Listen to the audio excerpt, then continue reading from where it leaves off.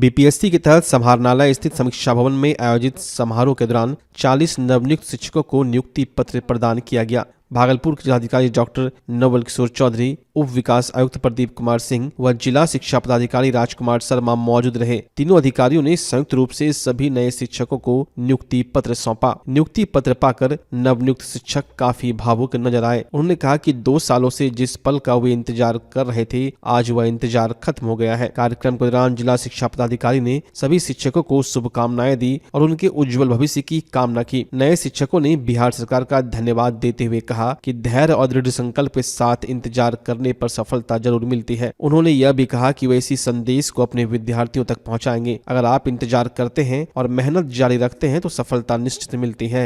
मैं इस काबिल समझा कि हमें नियुक्ति पत्र दिया और हम पूरी अपनी ईमानदारी से स्कूल में बच्चों को पढ़ाएंगे। कभी सोचे थे कि आपको नियुक्ति पत्र मिलेगा? नहीं, 2 साल से इंतजार कर रहे थे, तो हम लोग फिर उम्मीद छोड़ दिए थे कि अब कुछ होगा, बट अचानक से हो गया। उम्मीद से पहले ही हम लोगों को नियुक्ति पत्र मिल गया। बच्ची तो मत पूछिए, दिल फट जाएगा उसका, ऐसा कुछ। और मेरा तो आँख से आंसू निकला, खुशी का। क्या बोले? आज बेटी को नियुक्ति पत्र मिला है सर, क्या कहिए नीतीश जी के? नीतीश कुमार को क्या कहें, सर आंखों पर रखे।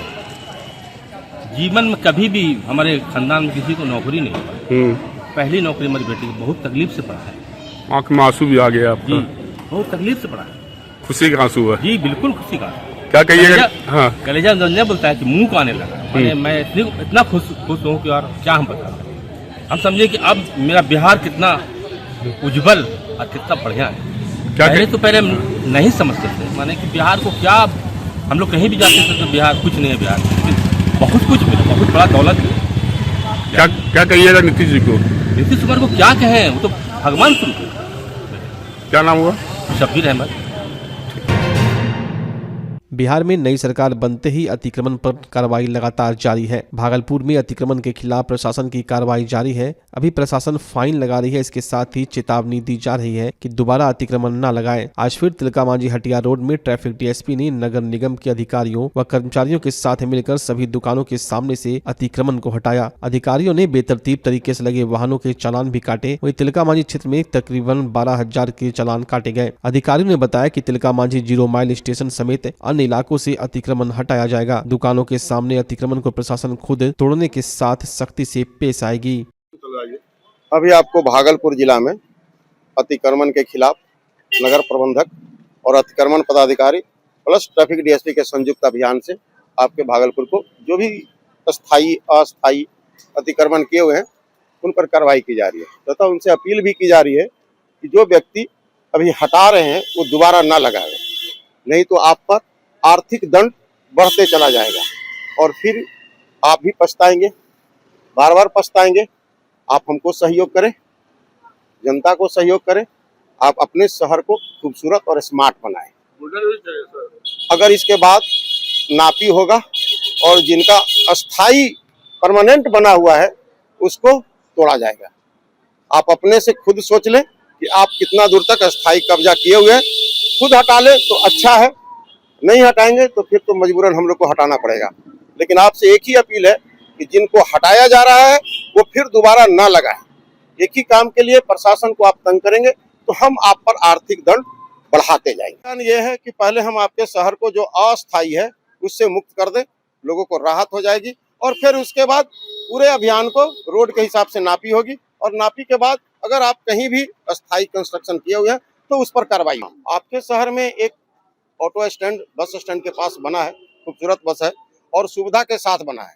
हम लोग भरसक प्रयास कर रहे हैं लोगों को कि वहां से ही पैसेंजर को उठाए और वहां से चले, क्योंकि जहां पर आप लगाएंगे पैसेंजर वहीं पहुंचेगा। अगर पैसेंजर के दरवाजे पर से उठाएंगे तो दरवाजे पर वो रहेगा, लेकिन जब आपका स्टैंड चालू हो जाएगा धीरे धीरे वो भी चालू होगा और उसके बाद देखते हैं।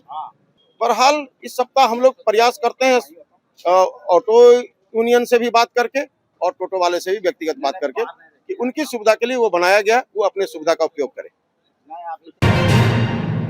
भागलपुर में पड़ रही कड़ाके की ठंड और घने कोहरे का सीधा असर रेलवे परिचालन पर पड़ रहा है। दृश्यता कम होने की वजह से भागलपुर से खुलने वाली लंबी दूरी की कई ट्रेनों को रद्द कर दिया गया है। वहीं भागलपुर होकर दिल्ली, मुंबई और गुजरात जाने वाली ट्रेनों का संचालन भी बाधित है। दूसरे राज्यों से आने वाली ट्रेनें निर्धारित समय से घंटों विलंब से पहुंच रही है, जिससे यात्रियों को स्टेशन पर लंबा इंतजार करना पड़ रहा है। मौसम की गंभीर स्थिति को देखते हुए रेलवे ने सतर्कता बढ़ा दी है। पूरे मामले की जानकारी मालदा डिवीजन के पीआरओ रासाराज मांझी ने दी है। 1/12/25 से 23/2/26 तक 15619 गया कामाख्या वीकली एक्सप्रेस 2/12/25 से 24/2/26 तक। उसके बाद 14004 न्यू दिल्ली मालदा एक्सप्रेस 4/12/25 से 26/12/26 तक।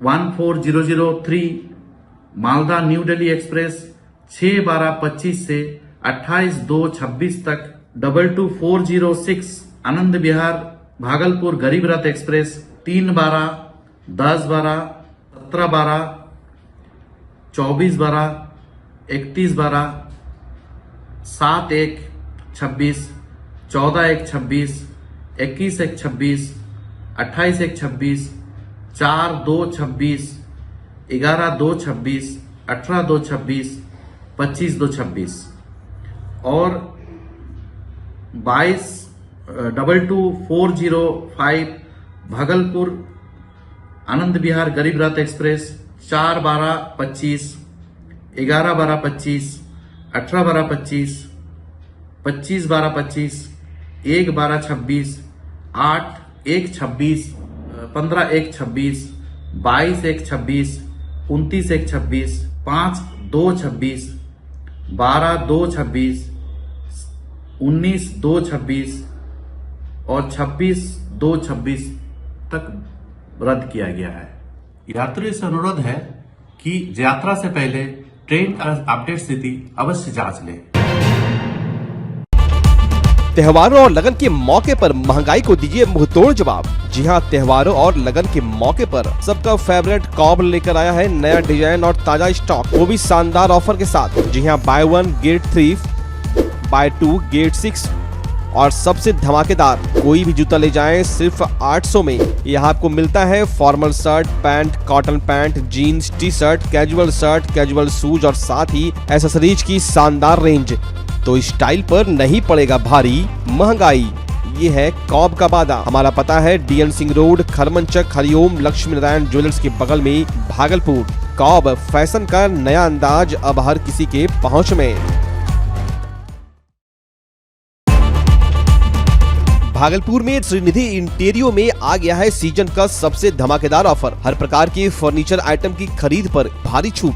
महादेव टावर में स्थित श्रीनिधि इंटीरियो में एक ही जगह मिल जाते हैं sofa, dining set, bed, wardrobe, cupboard, dressing table, office furniture और प्रीमियम मैट्रेस की पूरी रेंज। साथ ही यहां से आप customize sofa, wardrobe, modular kitchen भी बनवा सकते हैं। यहां लेमिनेट्स और डेकोरेटिव आइटम्स के लेटेस्ट कलेक्शन भी उपलब्ध है। डेकोरेटिव आइटम में आर्टिफिशियल प्लांट, कारपेट और फर्निशिंग आइटम जो आपके घर को देगा शानदार लुक। तो अभी चले आइए और मिल रहे शानदार ऑफर का लाभ उठाएं। पता है श्रीनिधि इंटीरियो, महादेव टावर, खलीफाबाग, भागलपुर।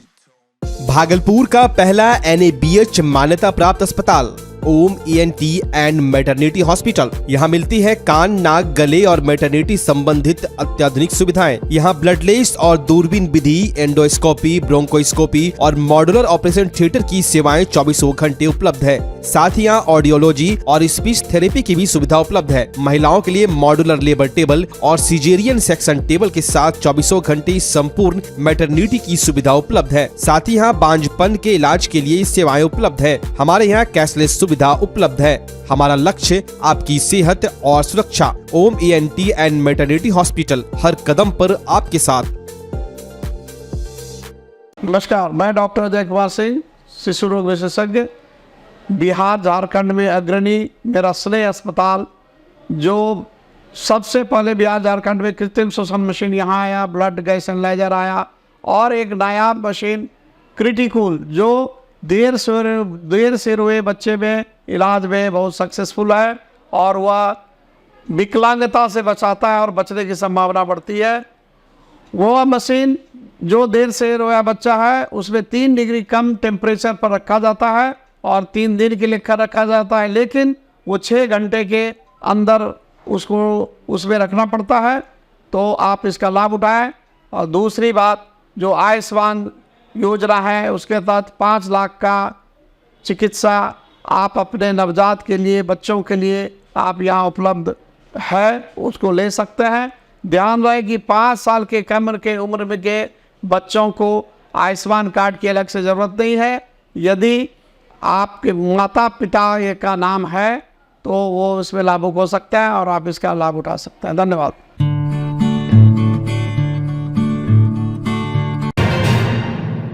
अज्ञात वाहन की चपेट में आने से एक वृद्ध की इलाज के दौरान भागलपुर के जवाहरलाल नेहरू मेडिकल कॉलेज अस्पताल में हुई मौत। घटना को लेकर अमडंडा थाना क्षेत्र के अदलपुर गांव निवासी मृतक प्रभास सिंह के पुत्र रोशन कुमार ने बताया कि 24 नवंबर की शाम कपड़ा फेरी कर वापस अदलपुर अपने गांव आ रहे थे। इसी दौरान बाइक सवार ने उन्हें ठोकर मार दी, जिसकी जानकारी हम लोगों को स्थानीय राहगीरों से मिली। घटना की जानकारी मिलते ही मौके पर पहुंचे और पहले घायल पिता को प्राइवेट अस्पताल ले गए, जहां इलाज के बाद भागलपुर के मायागंज अस्पताल रेफर किया गया। इलाज के दौरान अस्पताल में उनकी मौत हो गई। घटना के बाद स्थानीय थाने की पुलिस ने शव को अपने कब्जे में लेकर पोस्टमार्टम के लिए भेज दिया। वहीं पोस्टमार्टम के बाद शव परिजनों को सौंप दिया गया।